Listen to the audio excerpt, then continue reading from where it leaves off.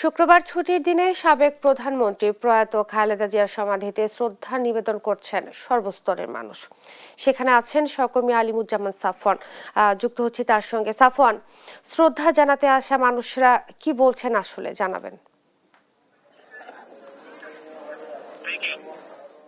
Ishrat, BNP chairperson কবরে করার জন্য সকাল থেকে কিন্তু আমরা দেখতে পেয়েছি যে বিভিন্ন শ্রেণী পেশার মানুষ তারা এসেছেন এবং এখানে যে জিয়া উদ্যানের যে প্রাঙ্গণটি রয়েছে এখানে বিভিন্ন স্তরের যারা মানুষ, শিশু থেকে শুরু করে বৃদ্ধ সবাই কিন্তু আসলে এসেছেন শ্রদ্ধা নিবেদন করতে। একই সঙ্গে যারা বিএনপির নেতৃবৃন্দ রয়েছেন তারা দেশের বিভিন্ন প্রান্ত থেকে এসে যোগ দিয়েছেন। অনেকে আসলে প্রাথমিকভাবে আসেননি, যেহেতু অনেকটাই ভিড় ছিল, অনেকে একটু পরে এসেছেন। বিভিন্ন সংগঠনের পক্ষ থেকেও কিন্তু আমরা দেখতে পেয়েছি যে বেগম খালেদা জিয়ার কবরে কিন্তু তারা শ্রদ্ধা নিবেদন করেছেন। এবং আজকে যেহেতু শুক্রবার জুম্মার নামাজ রয়েছে, এখানে কিন্তু আমরা দেখতে পেয়েছি যে অস্থায়ীভাবে কিন্তু যে দোয়া কার্যক্রমটি চলছিল সেটিও কিন্তু একই সঙ্গে চলমান রয়েছে। তবে আমরা একটু নেতাকর্মীদের সাথে একটু কথা বলতে চাই। বেগম খালেদা জিয়া আপনাদের রাজনীতির যে পথ সেটি আসলে দেখিয়ে গেছেন এবং আজকে আপনারা এসেছেন তার কবরে শ্রদ্ধা নিবেদনের জন্য, সেটা একটু জানতে চাই।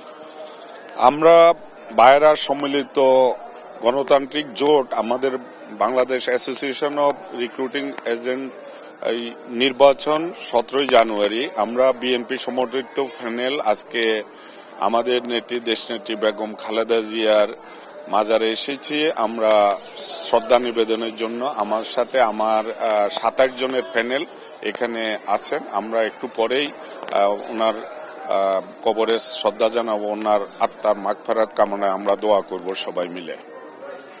আমরা সাথে কথা বলছিলাম, তারা যেটি বলছেন যে আগামী আসন্ন তাদের একটি নির্বাচন রয়েছে, বাইরা নির্বাচন। তো সেই নির্বাচনে বিএনপির যে সমর্থিত প্যানেল রয়েছে তাদের পক্ষ থেকে কিন্তু তারা আজকে এসেছেন বেগম খালেদা জিয়ার কবর জিয়ারত করতে এবং এখানে আসলে যে দোয়ার যে আনুষ্ঠানিকতা সেটি কিন্তু করার জন্য তারা নির্বাচনকে সামনে রেখে এসেছে। তো আমার কাছে বেগম খালেদা জিয়ার যেই কবর সেখান থেকে এই ছিল এখন পর্যন্ত সর্বশেষ খবর।